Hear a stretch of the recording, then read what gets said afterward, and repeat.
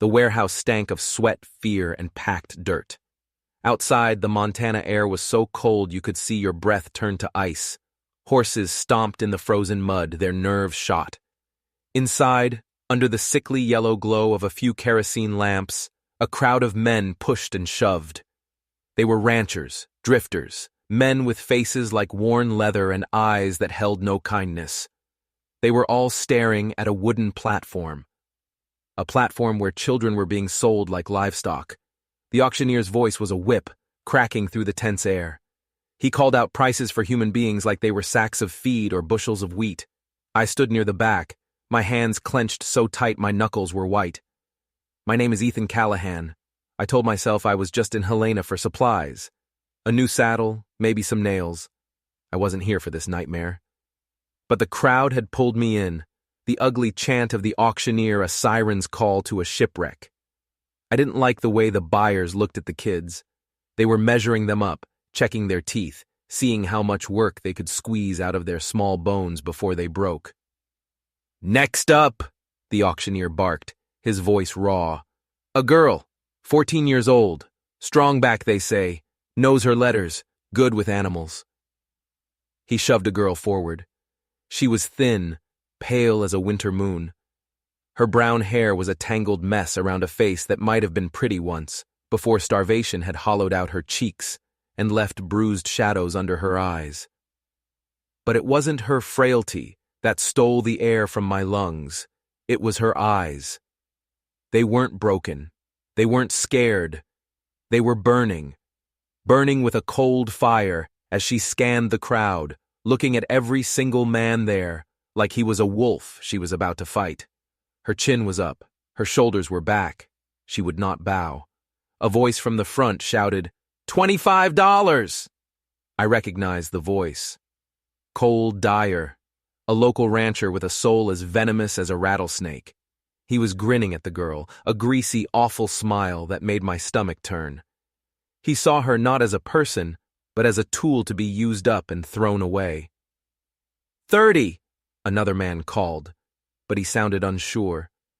The girl didn't look like she could handle a full day's work. Something hot and angry uncoiled in my chest. I couldn't just stand there. I couldn't let this child, this fighter, be handed over to a monster like Cole Dyer. I didn't think. I just acted. My own voice, rough and loud, cut through the room. $50. The entire warehouse went dead silent. You could have heard a pin drop on the dirt floor. $50 was a fortune. It was more than any of these children would see in a decade of back-breaking labor. The auctioneer's eyes bulged with greed. 50! I have 50! Do I hear 60? No one moved. No one spoke. When I use that tone of voice, people tend to listen. Cole Dyer's lip curled into a sneer. She ain't worth half that, he spat, but he glared at me. A look that promised he wouldn't forget this. He'd hold this grudge and let it fester. Sold! The auctioneer slammed his gavel down. To Mr. Callahan! I walked to the front, my boots heavy on the wooden planks. I could feel her eyes on me the whole way. Not grateful, not scared. She was watching me, studying me, calculating. It was unsettling. The auctioneer handed me a slip of paper. It read, Lydia Brooks, 14 years old, orphaned by fever. I looked at her. Miss Brooks, I said, trying to keep my voice gentle. You'll come work at my ranch. You'll have a warm bed, 3 meals a day, and honest work. She stared at me for a long, silent moment. Her eyes were like storm clouds, weighing every word, searching for the lie. Then she spoke, her voice quiet but as steady as a rock. And if I don't want to go with you? The question hit me like a physical blow. Every other child sold that morning had been silent, defeated, their spirits shattered. But this one was still fighting. If you've got somewhere better to go, I said evenly, I won't stop you. But winter is coming on fast, and the streets of Helena are no place for a girl on her own. Her gaze swept across the warehouse. She saw the leering faces, the men counting out their coins, the other children huddled together, their eyes empty with hunger. She looked back at me, that calculating storm still raging in her eyes. Slowly, she gave a tiny, almost invisible nod. "I'll come with you, Mr. Callahan." But as we walked out, I saw her hand, quick as a snake, brush against my coat pocket. I stopped, my hand clamping down on her wrist. Her eyes went wide, but not with fear, with fury, at being caught. I reached into my pocket and pulled out my watch. "Looking for this?" I asked, my voice low. She didn't answer. She just glared at me, defiant. I had just paid $50 for an orphan girl, and the first thing she did was try to rob me. This was going to be a long winter. The ride back to the ranch was long and cold. The wagon wheels groaned over the frozen ruts in the road, a mournful sound that echoed the emptiness of the landscape. I handled the reins with practiced ease, my mind a whirlwind of questions. Lydia sat beside me, stiff and silent. She wasn't looking at me.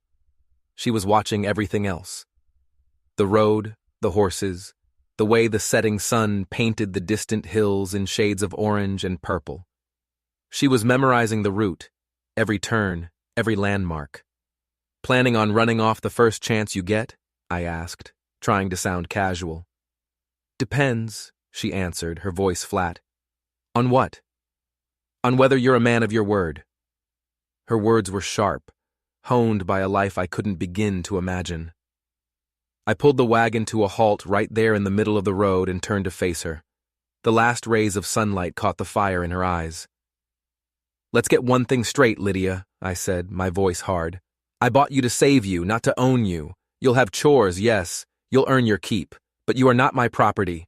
I don't harm children, and I don't tolerate men who do. You'll be safe at my ranch. Is that understood?" For a long moment she just stared, her expression unreadable. She was trying to decide if I was just another liar, another man making promises he had no intention of keeping. Then, slowly, she gave another one of those tiny nods. "All right." We continued on in a tense silence, but as we crested a ridge, my eyes caught a flicker of movement on the trail behind us. A lone rider, keeping his distance, a dark shape against the darkening sky. My gut tightened. Could be a coincidence, a drifter heading the same way. Or it could be trouble. My hand drifted down, resting on the stock of the rifle tucked beside my seat. I didn't say a word to Lydia, but I saw her eyes flick to my hand, then back to the trail behind us. She'd seen him too. By the time the Callahan Ranch came into view, the sun had disappeared completely, leaving a bruised purple twilight. My ranch, a sprawling property nestled in a wide valley, rolling pastures, a massive barn glowing with warm lantern light, and the main house, solid and welcoming with its wide wraparound porch. Lydia's breath hitched. For the first time, a crack appeared in her hardened exterior. "It's bigger than I expected," she whispered.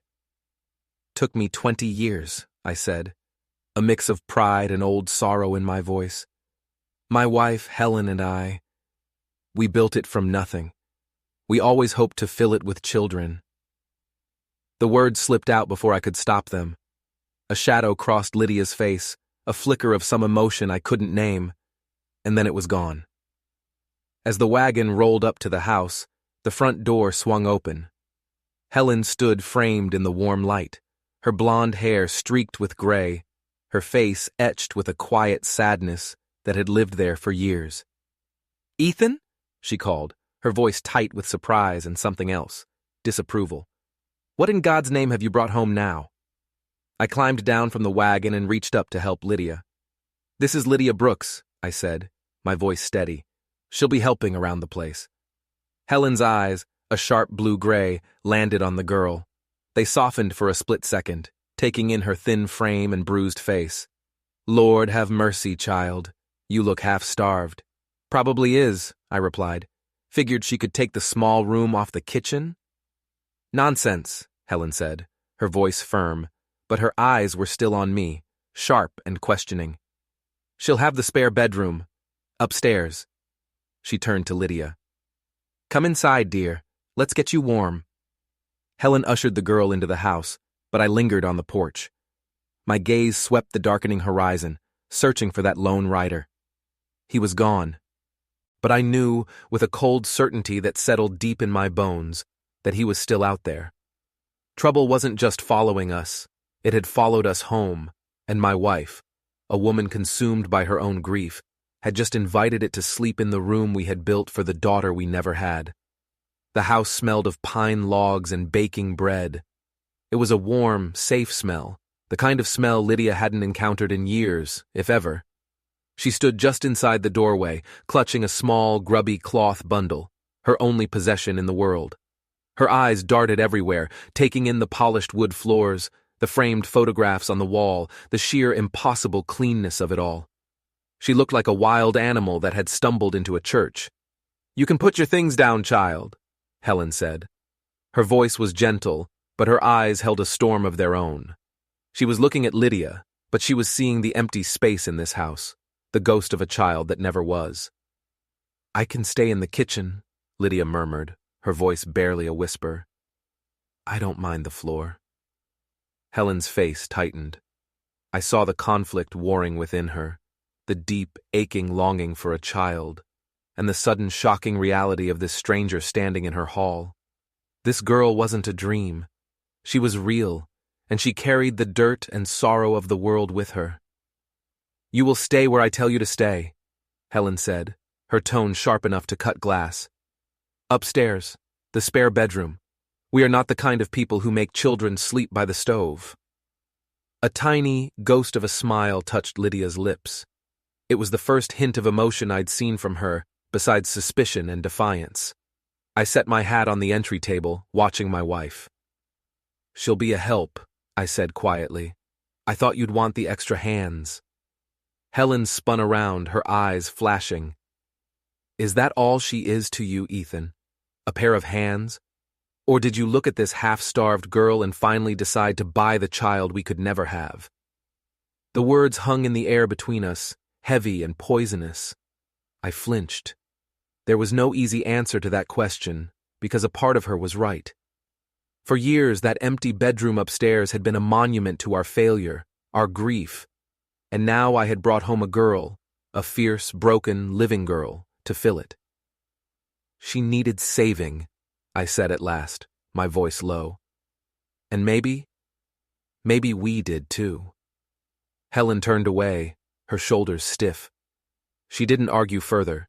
She couldn't, because she had seen the same thing I had in Lydia's eyes. A fighter. Supper was a quiet, tense affair. Helen ladled out a thick beef stew, setting a basket of warm biscuits on the table. Lydia ate with a desperate, careful hunger, as if she expected the food to be snatched away at any moment. "You can eat until you're full," Helen said softly, her voice losing some of its edge. "No one's counting your bites here." "Thank you, ma'am," Lydia whispered, her eyes glistening with unshed tears. It wasn't just the food that was warming her. It was the kindness, a currency she clearly wasn't used to. After the meal, I lit an extra lamp and led her upstairs. "This is your room," I said, pushing the door open. It was simple. A narrow bed with a thick quilt, a small dresser, a single window that looked out over the barn and the dark, rolling hills beyond. Lydia stepped inside and ran a trembling hand over the quilt. The fabric was soft, clean. "It's yours," I said. "Helen will find you some proper clothes tomorrow." Helen stood in the doorway, her arms crossed, her expression still guarded. "You need rest," she said. "Dawn comes early on a ranch. There's work to be done." "Yes, ma'am," Lydia nodded. Later that night, long after the house had fallen silent, I stood on the porch again, my rifle leaning against the wall beside me. The rider was gone, but the feeling of being watched hadn't left. A coyote howled in the distance, a lonely, chilling sound. Inside, Helen was folding laundry in the parlor, but her mind was upstairs. I could see it in the way she moved, the tension in her shoulders. When I came inside, brushing the cold from my coat, she spoke without looking at me. "She's not like other girls, Ethan.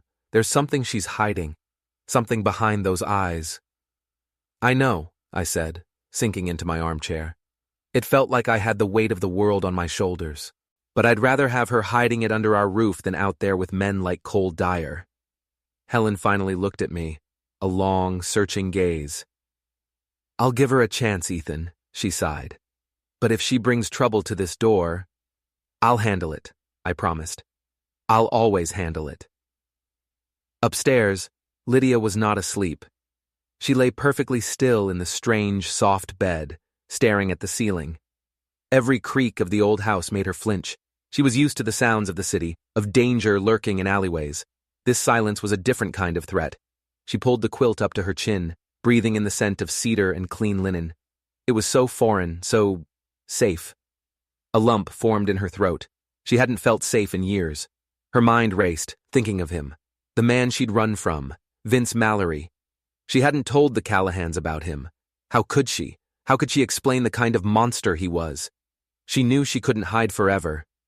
Mallory didn't let things go, especially not people who had stolen from him. Her hand drifted to her small cloth bundle lying on the dresser. Inside, tucked away in a secret lining, was a small, heavy object, a leather-bound ledger. It was her only shield, and she knew, with absolute certainty, it was also a curse that had followed her here, to this quiet ranch, and to the family that had just unknowingly taken her in. It wasn't a matter of if trouble would find her. It was a matter of when. The next morning, Lydia was up before the sun, the ingrained habit of a life of labor impossible to shake. She found Helen in the kitchen, her hands already dusted with flour, kneading a massive ball of dough. The air was warm, smelling of yeast and coffee. "Morning," Helen said, her voice softer than the night before. "You're an early riser." "I'm used to it," Lydia replied, her eyes scanning the kitchen, noting where the knives were kept, the quickest path to the back door. She was always assessing, always preparing for a fight. "Well, you can make yourself useful," Helen said, gesturing with her chin.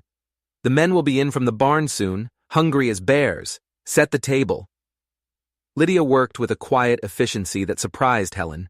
There was no wasted movement, no hesitation. She moved like a soldier, not a child. She's been living like a stray dog, Helen thought, a pang of pity cutting through her suspicion. Always ready to run, always ready to bite. When I came in from the cold, stamping snow from my boots, I gave Lydia a nod. "After breakfast, we'll see what you're made of. Hank Wheeler, my foreman, will put you to work in the barn." Lydia's spine stiffened. "I can work," she said, her voice ringing with a fierce pride. "I can do anything you need." I raised an eyebrow. "Anything?" "Yes," she said, her chin jutting out. "I'm not afraid of work, and I am not useless." Helen and I exchanged a look over the table. We both knew without a doubt that this girl was anything but useless. In fact, she was sharper and stronger than most men we knew. And that, Helen was beginning to realize, was the very thing that might get them all killed. Later that day, I brought Lydia into my office. It was a small, cluttered room, smelling of old paper and leather.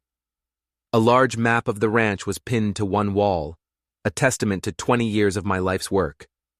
I pulled out a heavy ledger, its pages filled with my cramped, messy handwriting. "This," I said, tapping the cover, "is the lifeblood of the ranch. Cattle counts, feed costs, payroll, debts. You can have the strongest back in the world, but if you can't make the numbers work, you'll lose everything." I opened it to a random page. "You said you're good with numbers. Prove it." Lydia leaned over the desk, her eyes scanning the columns with an intensity that startled me. She wasn't just looking. She was analyzing, calculating. Her finger traced a line of figures. "Your feed costs went up 10% last month," she said, her voice devoid of emotion. "But your sale price for the last cattle drive only went up 5%. You're losing money on every head you sell, even though the price is higher." I stared at her. I'd been wrestling with those figures for a week, trying to pinpoint the problem. She'd found it in less than a minute.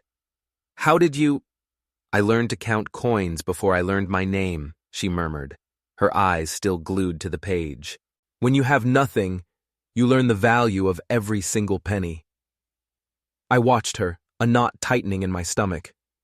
This was no ordinary orphan. This was something else entirely. There was a story here, a dark and dangerous one, and she was keeping it locked up tight. I didn't press her, not yet. Instead, I pushed the ledger toward her. All right, you think you're so smart? Find where else I'm bleeding money. A flicker of a challenge lit up her eyes. It was the first time she seemed to truly relax, losing herself in the cold, hard logic of the numbers. The days turned into weeks. Lydia became a fixture on the ranch. Mornings were spent with Helen, learning the rhythms of the house. Afternoons were with me either in the office or out in the barns. She had a natural touch with the horses, a calm stillness that soothed even the most skittish animals. Helen taught her to bake, and her first few batches of biscuits were hard enough to be used as doorstops. The first time they both burst out laughing over a tray of burnt, rock-hard lumps, I saw a change in my wife. The laughter reached her eyes, chasing away some of the old sadness. But the ghost of our lost child was still there. One evening, Helen watched Lydia sitting by the fire, her brow furrowed in concentration as she read one of my old accounting books. "Lydia," Helen said softly, "do you ever miss your parents?" Lydia looked up, her guard instantly back in place, but something in Helen's gentle tone must have disarmed her. "Every day," she admitted, her voice thick. "My father, he wanted to have a farm like this one. He said it was the only way for a man to be truly free." She looked away, toward the fire. "I guess some dreams don't come true." Helen crossed the room and placed a hand on the girl's shoulder. "Sometimes they do," she said, her own voice trembling, "but you have to fight for them." Just as it seemed we were building something fragile and real, the outside world intruded. Hank Wheeler, my foreman, rode in late one afternoon, his face grim. "Ethan," he said, swinging down from his horse. "Found tracks down by the North Creek. A single rider. Been watching the house for a couple of days, hiding up in the rocks." I felt a cold dread wash over me. The rider from the first night. I glanced over at Lydia, who was carrying a bucket of water from the well. She had frozen mid-step, her face pale. She had heard every word. Her knuckles were white where she gripped the handle of the bucket. She didn't say anything, but I saw the old, familiar terror flash in her eyes. The terror she had been trying so hard to hide. That night, after the house was quiet, I found her in the office, staring at the ledger. Not my ledger. Her own. The small, leather-bound book she kept hidden in her bundle. It was open on the desk. Before I could speak, she looked up at me, her face a mask of desperation. "I have to tell you something," she whispered. "I didn't just run away. I stole something that belongs to a very dangerous man, and I think he's found me." She pushed the small book across the desk towards me. I picked it up. The pages were filled with names, dates, and figures. It was a record of bribes, illegal shipments, names of lawmen and officials on a criminal's payroll. It was a map of an entire criminal empire. "His name is Vince Mallory," she said, her voice shaking, "and he will burn this entire ranch to the ground to get this book back." My blood ran cold. The rider on the ridge, the tracks. It wasn't Cole Dyer's petty grudge. It was something far, far worse. I hadn't just brought home an orphan. I had brought home a target. And now my home, my wife, everything I had spent my life building, was standing right in the crosshairs. The name Vince Mallory hit the quiet room like a physical blow. I'd heard the name whispered in Helena, a phantom who ran the city's underbelly, gambling dens, smuggling, a man who bought and sold politicians like cattle, a man who did not tolerate loose ends. And Lydia, this slip of a girl, had not just created a loose end, she had stolen his entire ledger. "He found me on the streets after my parents died." Lydia's voice was low, urgent, the words tumbling out now that the dam had broken. "He said he'd give me food, a place to sleep. All I had to do was run messages and keep his books. He liked that I was quick with numbers. He thought I was just a dumb kid who couldn't understand what she was writing down. But you did understand, I said, my own voice grim. I was flipping through the pages, names I recognized, city councilmen, a deputy sheriff. It was a web of corruption that went deeper than I could have imagined. I understood that I was a prisoner, she said, her eyes flashing. When I tried to leave, he laughed. He told me I knew too much, that the only way I would ever leave him was in a pine box. So I took the one thing I knew he couldn't afford to lose. I took his ledger. I ran. Helen, who had come to the office doorway, let out a soft gasp. Her face was pale. So the writer, it's one of his men. He's been watching us, Lydia confirmed, her voice trembling. Waiting. Mallory doesn't just send one man. He'll send an army if he has to. I slammed the little book shut. The weight of it felt immense in my hand. This was dynamite, enough to blow the whole corrupt structure of Helena sky high. Then we use it, Hank Wheeler said from the corner, where he'd been listening in silence. His weathered face was set like granite. Take it to the marshal. I shook my head. Look at these names, Hank. The law in Helena is on Mallory's payroll. Handing this over is like handing Lydia right back to him. We can't trust anyone. So what do we do? Helen asked, her voice shaking. We can't just sit here and wait for them to come for her. I looked from my wife's terrified face to Lydia's defiant one. I made a decision. No, I said, my voice cold as iron. We don't wait. We prepare. Hank, I want 2 men on watch every night. One on the north ridge, one on the west. Lantern signals if they see anything. Anything at all. Hank nodded grimly. They won't get close without us knowing. I turned to Lydia. I crouched down in front of her so we were eye to eye. You did the right thing telling me, I said gently. You are not in this alone anymore. This is your home, and we protect our own. For the first time since she'd arrived, the wall around her crumbled completely. Tears streamed down her face, silent and hot. She didn't make a sound, just nodded, a great shuddering sob shaking her small frame. The next few days were thick with tension. Every shadow seemed to hold a threat. Every gust of wind sounded like approaching hoofbeats. I kept my rifle by the door, and Hank made sure every man on the ranch was armed and ready. Helen, to her credit, tried to keep a sense of normalcy.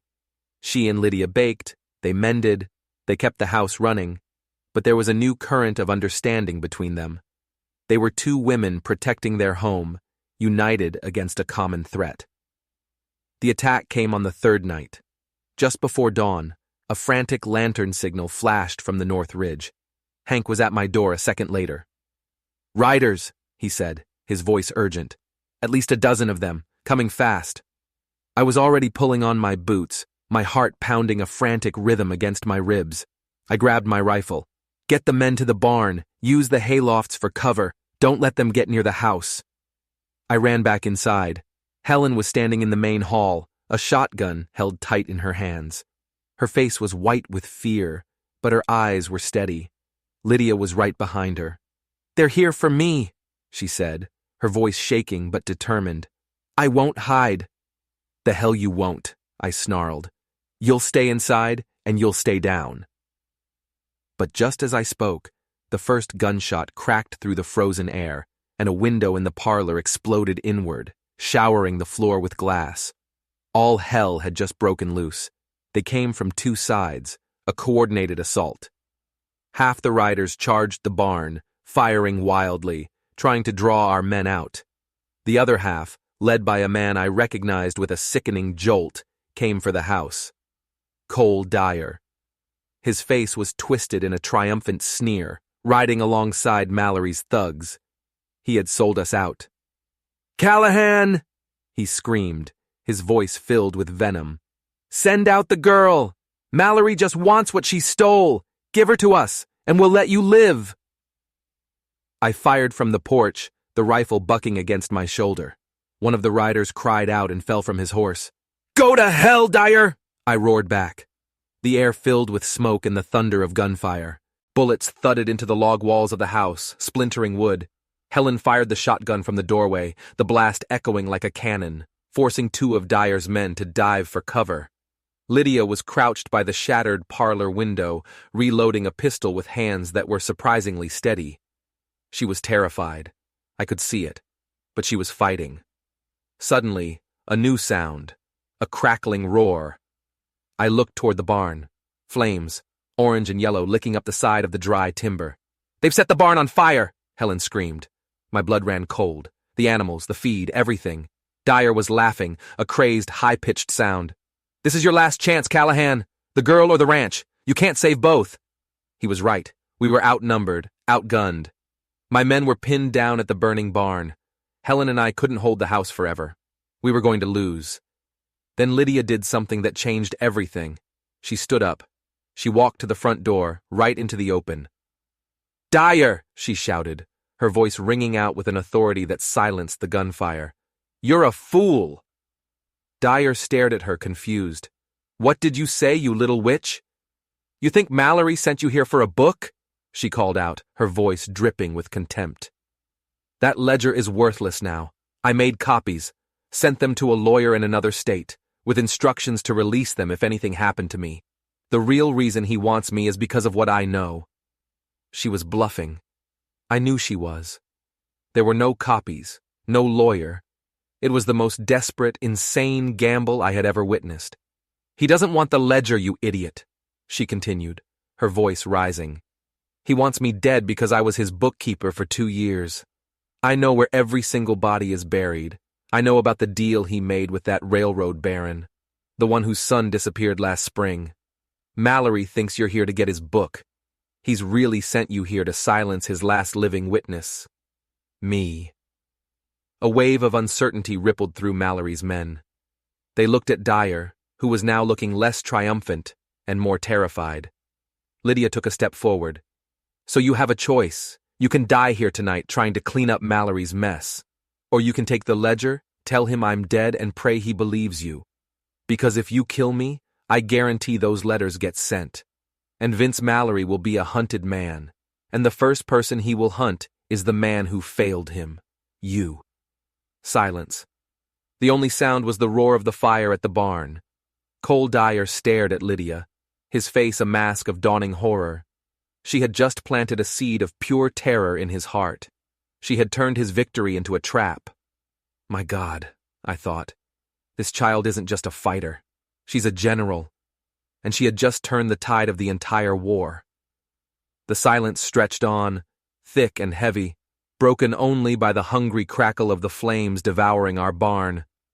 Cole Dyer's face had gone from a triumphant sneer to a pasty, slack-jawed mask of fear. Lydia's words, her magnificent, terrifying bluff, had hit their mark. He wasn't looking at a 14-year-old girl anymore. He was looking at the architect of his own doom. Mallory's men were shifting nervously in their saddles, their eyes darting from Dyer to Lydia and back again. They were hired guns, not loyal soldiers. They were here for money, not to die in a complicated feud they didn't understand. "She's lying," Dyer finally choked out, but his voice lacked conviction. The seed of doubt was planted and it was growing fast. "Am I?" Lydia's voice was pure ice. "Do you really want to bet your life on it, Cole? Because I promise you, Vince Mallory doesn't pay for failure." That was the final blow. Dyer knew it. Everyone knew it. Men like Mallory were patrons of success and butchers of failure. He made a decision. It was written all over his face. He'd take the book and run. "The ledger," he snarled, trying to regain some semblance of authority. "Give me the book, and we're gone." Lydia didn't even flinch. She turned, walked calmly back into the house, and reappeared a moment later with the small, leather-bound book. She didn't throw it. She walked to the edge of the porch and placed it gently on the top step. "Tell him you got it," she said, her voice carrying across the yard. "Tell him you saw my body. Tell him whatever you need to tell him. Just get off this land." Dyer stared at the book, then at Lydia, then at the burning barn. He was trapped. He motioned for one of his men to dismount and retrieve the ledger.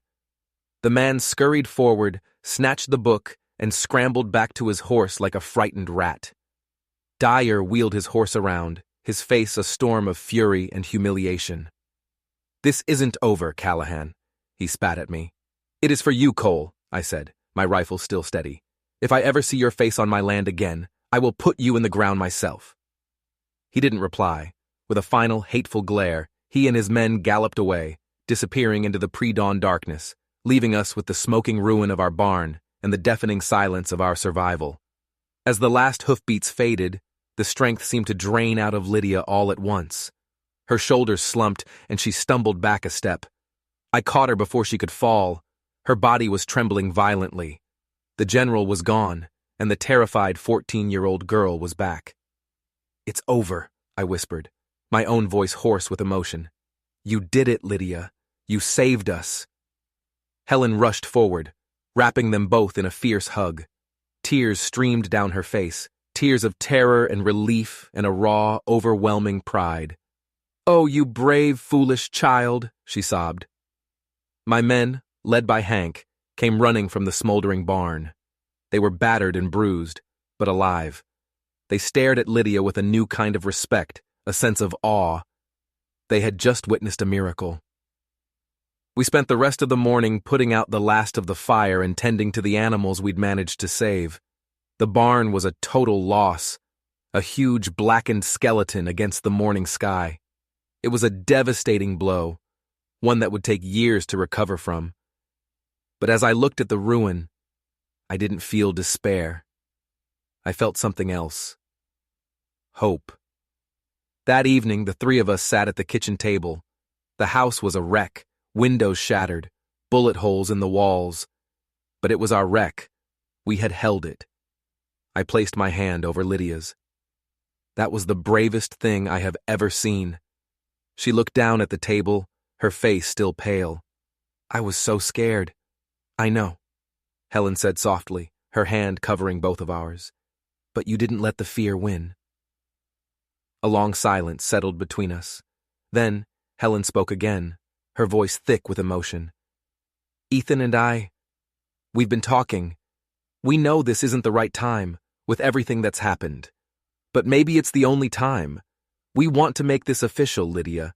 We want you to be our daughter." Lydia's head snapped up. Her eyes, wide and swimming with tears, darted between my face and Helen's. "Your daughter?" she whispered, the word sounding foreign and impossible on her tongue. "Not a worker," I said, my own voice tight with emotion. "Not a guest, not someone we're hiding. Our daughter, our family, if you'll have us." She stared at us, her mouth opening and closing, but no words came out. The tough, calculating survivor, the brilliant battlefield general, was gone. All that was left was an orphan who had just been offered the one thing she thought she would never have in this world: a home. Slowly, a single radiant smile broke through her tears, a real smile, one that reached her eyes and lit up her whole face. "Yes," she whispered. "Yes." The next morning, a lone rider appeared on the ridge. My heart leaped into my throat, but this rider wasn't Dyer. He was old, grizzled, and he rode under a flag of truce. He was one of my neighbors from the next valley over, a man named Silas Croft. He'd seen the fire from his property. "Saw the smoke at 4 a.m., he said, his face etched with concern. "Rode over with my sons as soon as it was light. We saw the tracks.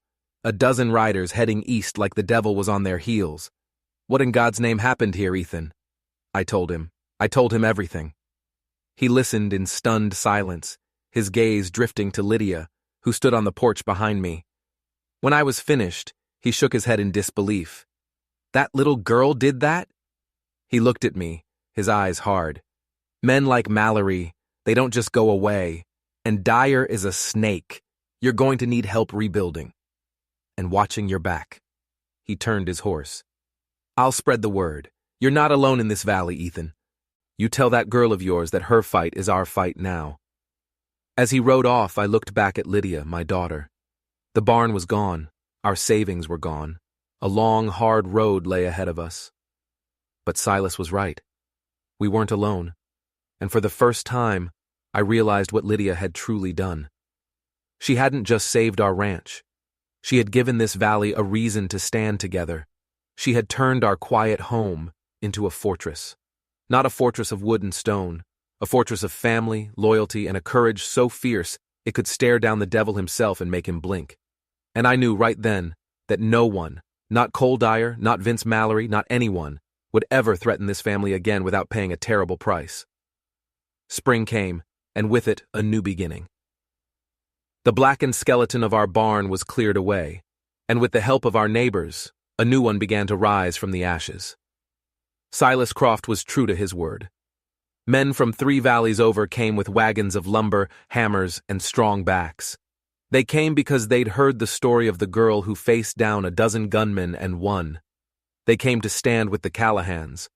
Our ranch became something more than just a piece of land. It became a symbol, a line in the sand. Lydia thrived. The fear that had been her constant companion for years began to recede, replaced by a quiet confidence. She threw herself into the life of the ranch, her sharp mind soaking up every detail. She worked alongside me with the ledgers, her calculations always faster and more accurate than my own. She rode with Hank, learning the vast expanse of our land, the ways of the cattle, the language of the seasons. With Helen, she found a different kind of strength. Helen taught her how to turn a house into a home, how to heal with herbs from the garden, how to mend a torn shirt and a bruised heart. In our home, Lydia wasn't just safe, she was loved. And that love transformed her. The hard edges softened, and the girl who had once seen the world as a battlefield began to see it as a place of possibility. One evening, Helen came to me, her eyes shining with an idea that was both terrifying and brilliant. "Ethan," she said, "there are other children like her, lost, alone, working in factories and mines in Helena, children being sold at those horrible auctions." I knew what she was going to say before she said it. "We have the space," she continued, her voice gaining strength. "We have the food. We can't save them all, but we can save some of them." And so, the Callahan Ranch became the Callahan Home for Children. It started with 2 boys, brothers named Sam and Daniel, whose parents had been lost to a winter fever. They arrived sullen and scared, but Lydia, who understood their fear better than anyone, took them under her wing. She taught them to ride, to mend fences, to read by the fire at night. She gave them what she had been given, a chance. More children came. Ella, a shy girl who hadn't spoken a word in a year.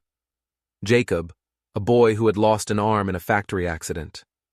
Our ranch, once quiet and haunted by the ghosts of the children we never had, was now filled with the chaotic, beautiful noise of life. It was a home forged in fire and fear, and it was stronger than any fortress of stone. One day, a young blacksmith from town named Caleb Harrison arrived with a wagon full of iron hinges for the new barn doors. He was tall and quiet, with kind eyes and hands strong enough to bend steel. He'd heard our story and refused to take a penny for his work. He came back often, bringing tools, helping with repairs, and always finding a reason to talk to Lydia. He didn't treat her like a hero or a victim. He treated her like an equal. He listened to her ideas for the ranch, her plans for a small schoolhouse, her dreams of expanding the herd. He saw the brilliant mind and the strong heart beneath the legend. And Lydia, who had never trusted any man besides me, found herself smiling when he was around. Years passed. The children grew. The ranch prospered. We never heard another word from Cole Dyer. The story was he'd fled the territory, terrified of what Mallory would do to him for his failure. As for Mallory himself, he remained a phantom, a dark cloud on a distant horizon.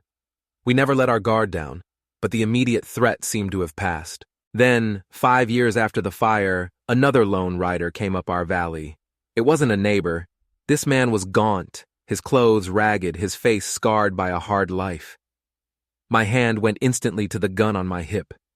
He stopped his horse a safe distance away and raised an empty hand. "I ain't here for trouble, Callahan," he called out, his voice raspy. "I'm here with a message. For her." He nodded toward Lydia, who now stood beside me, a strong young woman of 19, her eyes clear and steady. "Who are you?" I asked. Don't matter who I am, he said. I used to ride for Vince Mallory. He's dead. Caught a knife in a card game down in Mexico 6 months ago. Bled out in an alley. I thought the girl should know. She's free. Lydia stared at the man, her face unreadable. Mallory was dead.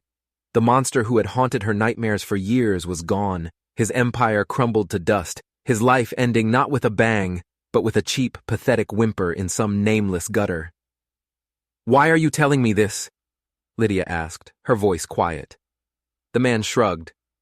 Years ago, when I was one of his runners, I got sick, fever. He was going to throw me out on the street to die. You snuck me medicine, some bread. You probably don't even remember, but I do. He tipped his hat, a gesture of profound respect. He's gone, miss. You won. He turned and rode away, a ghost from a past that was finally, truly buried.